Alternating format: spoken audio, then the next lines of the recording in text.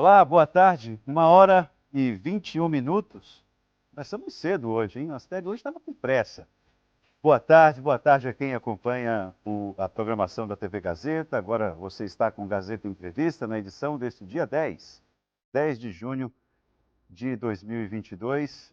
O entrevistado nos 2 primeiros blocos do programa hoje vai ser o deputado estadual Genilson Leite e também pré-candidato ao governo do estado pelo PSB. Deixa eu só, antes de passar a palavra para o deputado, falar a respeito dessa situação, essa decisão, né, da prefeitura a respeito da suspensão das aulas, não é isso? Em função dessa síndrome respiratória grave, aguda.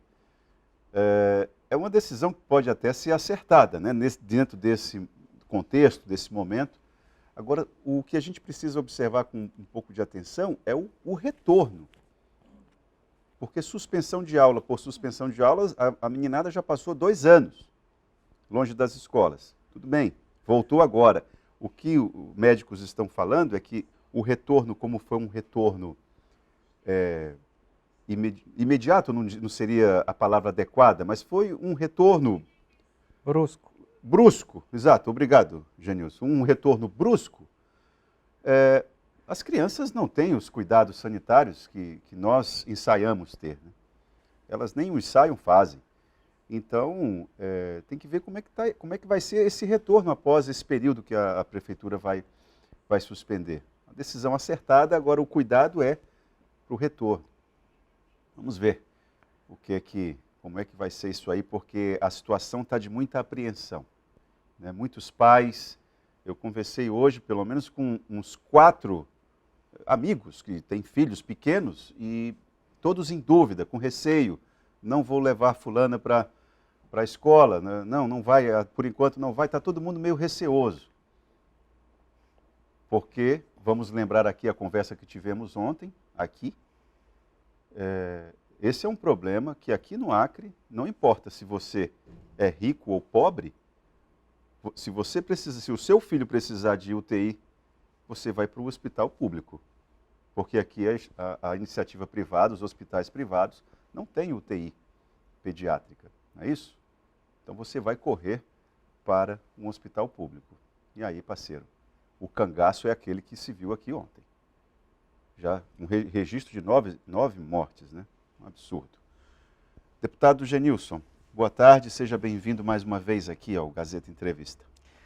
Boa tarde, Itaã, boa tarde a todas as pessoas que estão nos assistindo. Agradecer mais uma vez ao convite e fico aí à sua disposição para as tratativas, os assuntos que você quiser pautar aí para a gente conversar. Bom, eu vou aproveitar o mote a respeito dessa questão dessa síndrome. Eu vejo que você, até simbólico que você, na condição de médico, mantenha o uso da máscara, mesmo a TV orientando que se quiser, você pode retirar o acessório, mas você prefere manter e é simbólico e importante que você mantenha o uso da máscara. Essa síndrome, vamos lá. Nós estamos numa época do ano em que é normal termos um aumento desse tipo de problema. Conversamos ontem aqui com a fisioterapeuta e mãe do Theo, a Joelma Dantas, e ela disse ela falou, Itaã, eu sei que nessa época do ano aumenta o número de gripes e tudo. Não precisa me falar isso, eu sei disso. Agora, essa que está acontecendo agora é diferente. E aí? Então, Itaã, são vários pontos que a gente precisa juntar para ter o desfecho que nós acabamos de... Ontem na entrevista foram revelados aí, e os números que estão aí em apreciação da população. O que acontece? Esses vírus, que são chamados vírus respiratórios, eles estão sempre circulando. Em uma época do ano, eles circulam em maior quantidade, o que é comum acontecer os síndromes respiratórios. Geralmente, a maior parte deles, né, quando o Estado se organiza para poder, e aí quando eu digo Estado, eu insiro também o serviço da atenção primária, né, se organiza para receber os pacientes de maneira adequada, para orientar as famílias, o impacto é menor. Quando não há essa organização, o impacto é maior. Então, assim, o vírus sempre circula nessa época do ano. Há alguns elementos, outros, como por exemplo a baixa vacinação que nós temos tido, inclusive nos últimos tempos, de maneira geral, a maior parte dos agravos, inclusive a vacinação para a gripe, ela tem sido menor, ou seja, a população tem procurado menos se vacinar. Isso está demonstrado por números, e isso também conta. E nesse quadro todo que nós estamos narrando agora, o que aconteceu? Faltou leitos de UTI, revelados aqui pela secretária. Essa falta de leito de UTI, de medicação, não ia impedir a circulação do vírus, mas poderia dar um suporte maior para as crianças que precisam desse atendimento. Então, assim, o vírus sempre circula nessa fase do ano, né? É importante, inclusive, a Fiocruz vinha já orientando isso. Isso foi lembrado ontem. Isso foi lembrado, que havia um crescimento dos síndromes respiratórios e que o Estado, dentro de uma interpretação clínica e epidemiológica, precisa dizer, olha, nós precisamos cuidar mais, ampliar um pouco mais de leitos de UTI, a gente precisa se preparar para receber melhor os pacientes. A atenção primária também precisa se organizar para poder intervir mais nas crianças antes que elas se compliquem mais, porque às vezes lá no posto de saúde o paciente chega, não tem o atendimento devido, o cuidado devido, e ele vai para casa e evolui, quando chega no hospital a situação dele já está um pouco mais difícil. Então é fundamental assim, a gente fazer a ligação dos pontos, que não é um só, são vários, que acabou resultando nessa situação desse número, de 9 crianças num período aí de em torno de menos de um mês, ou seja, de maio até aqui, e que tem causado muito polêmica. Eu assisti parte da entrevista da Joelma, hoje eu estava apresentando um programa e ela entrou lá e fez um comentário, e de fato a gente não consegue mensurar a dor de um pai que vê o filho morrer, diante de uma falta de atendimento. Bom, uma outra situação, então diante desse quadro, só para concluir... Quando eu digo atendimento, não é que não houve falta de atendimento, eu queria até corrigir, quando o atendimento não foi dado num tempo adequado, ou as condições não foram dadas de certa maneira que ela narrou aqui. Inclusive, nesse sentido, eu vou até pedir que o presidente da Comissão de Saúde da Assembleia Legislativa, o deputado José Bisteni, faça uma reunião com a secretaria para que a Assembleia possa compreender melhor essa situação toda, convide a secretária para ir lá, para que a gente compreenda melhor essa situação toda e que medidas precisam ser tomadas. Porque, olha, o que está sendo colocado por ela, e inclusive o Sindicato dos Médicos também já fez essa denúncia a respeito daquela inauguração que o governador fez, daquela ala do pronto-socorro. E a Joelma falando ontem aqui, olha, eu tenho vídeos que mostram que tem partes daquela área inaugurada pelo governador que está ociosa. Aí o raciocínio é reto, é direto. O governador fala que há recursos para a saúde. Aí existe espaço ocioso. E há 9 UTIs pediátricas. Então aí o cidadão... 9 leitos. 9 leitos, perdão, Uhum. 9 leitos de UTI. Aí a gente fica sem entender. E aí eu queria saber o que você, na condição de médico, na condição de deputado estadual, como é que a Assembleia pode intervir? Para além da reunião com a secretária, o que vocês podem fazer? Acionar a justiça?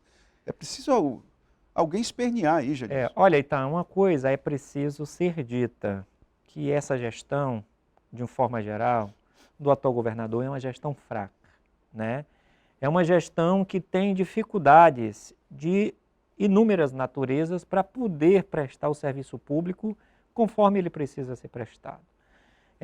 Existe um ditado que panela que muito mexe, ou sai insosso ou sai salgado.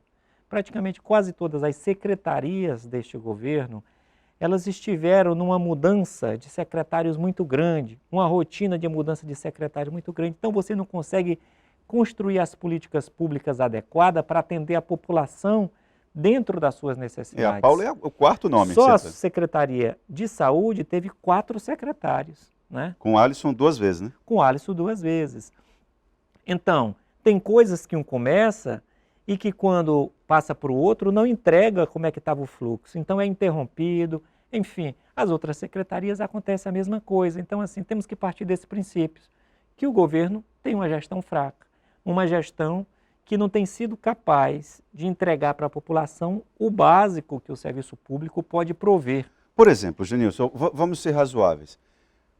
É razoável exigir do governo que em cada município tenha, pelo menos, em municípios, os isolados, por exemplo, Porto Walter, Santa Rosa, Jordão, Marechal Thaumaturgo, pelo menos uma, com todo o preparo, a equipe, a estrutura necessária, pelo menos uma em cada. E será que isso é exigir muito?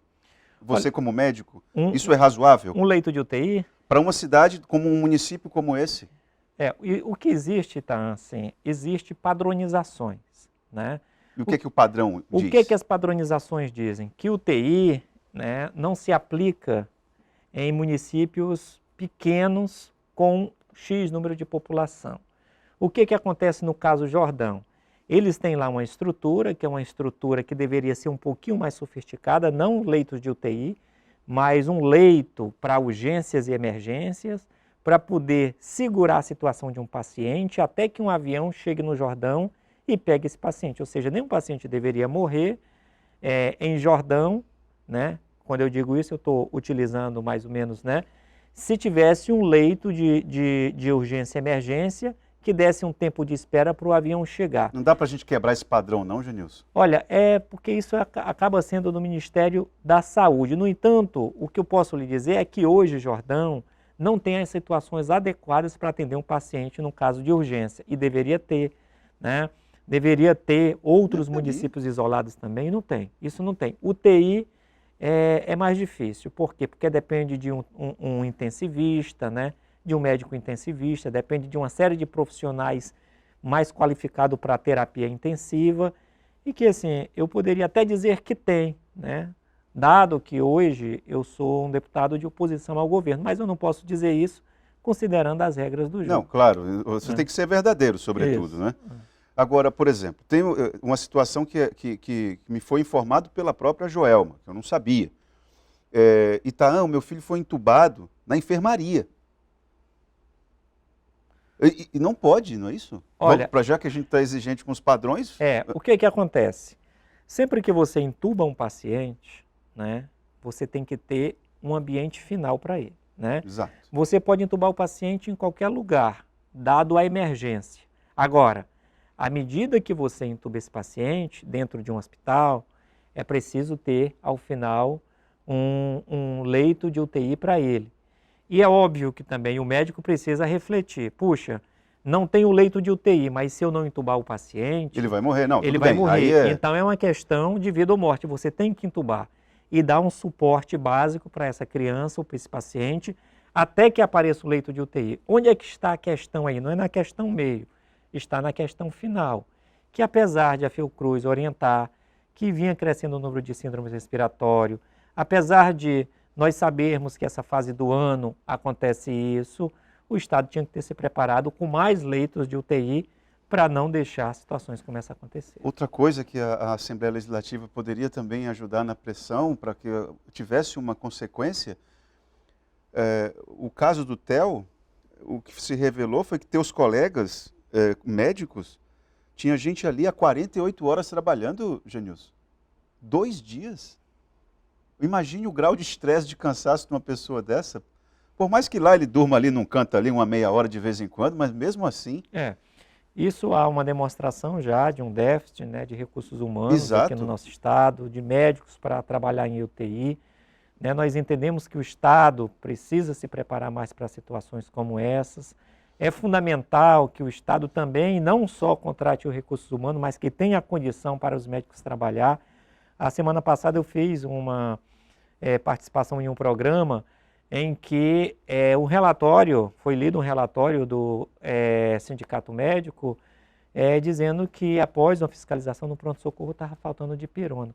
Então, assim, tá, a situação ela é muito dramática, ela é muito difícil, são problemas das mais diferentes naturezas que convergem para o raciocínio que eu fiz aqui inicial, que o governo, né, tem uma gestão fraca, uma gestão com problemas. Genilson, eu queria saber a tua opinião como profissional da saúde a respeito do papel do Conselho Estadual nesse cenário. O que o Conselho Estadual de Saúde poderia fazer para poder também, mais uma vez, ajudar na pressão sobre o Executivo para que as coisas funcionem num outro ritmo? Correto. Tanto o Conselho quanto a Assembleia Legislativa não podem deixar situações dessas passarem assim, a brancas nuvens. É como se fosse tudo normal, né? Tudo normal, não pode deixar. Precisa sim ter o quê? Ter ações via Conselho e ações via Assembleia Legislativa. Para quê? Para fazer com que o governo, né, diante do seu erro, se tiver que ser culpado, se tiver que ser punido por a irresponsabilidade de não fazer o que precisava ser feito, seja punido. Agora, tudo converge, também, mais uma vez lhe digo, para um raciocínio final. O governo é quem assina, é quem toma a decisão, o governo é quem pega as informações, os dados e diz, olha, vai acontecer lá na frente um problema, eu preciso me preparar. O governo precisa ter tempo para fazer a gestão. O governo precisa planejar, sentar e planejar. E nós não vimos, assim, por parte do atual governo, essas iniciativas de planejamento, né, de chamar a comunidade, conselho, chamar o colégio médico, chamar o pessoal da enfermagem para conversar, para planejar. Esse não é um governo programático, um governo que pensa logo ali na frente. Acaba tendo muitas falhas e o resultado final é prejuízo para a população. Olha aqui o que a dona Valcilene Aquino está dizendo: o pau só quebra no lombo do pobre. Se os médicos retornarem à greve, como ficam as cirurgias de emergência? Como eu, que estou aguardando desde janeiro. Olha só, uma cirurgia desde janeiro ela está aguardando. Eu peço encarecidamente ao Genilson que cobre isso do governo, por favor. E aí? É uma situação, né, Itan? A gente acaba, quando entra no hospital, vendo a quantidade de problemas que a população está vivendo. Hoje, 90%, 92% da nossa população do estado, ela depende do Sistema Único de Saúde. E ao depender do Sistema Único de Saúde, o governo precisa tomar a decisão de investir mais em saúde no nosso estado, de colocar mais dinheiro dentro do sistema, de ter uma gestão mais eficiente, com melhor resultado, porque com saúde, paz, né, a gente corre atrás do restante.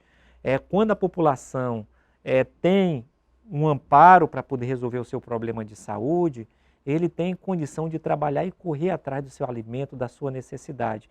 Mas, atualmente, o que a gente tem visto são essas reclamações. Por quê? Porque o nosso sistema de saúde, o nosso sistema de educação, né, eles têm deixado a desejar.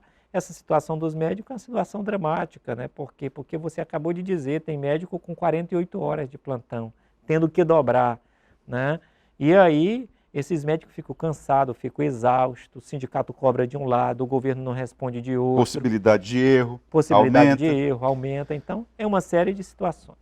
Genilson, olha, eu tenho que fazer intervalo agora, porque o Luiz Carlos já está mudando o tom da nossa conversa. Eu vou pedir para que você responda ao Luiz Carlos da Vila Acre com a seguinte pergunta: como o senhor avalia as recentes pesquisas eleitorais em que o senhor aparece com índices abaixo da pré-candidata Mara Rocha ao governo, que se apresentou há apenas 2 meses e tem números melhores que os seus?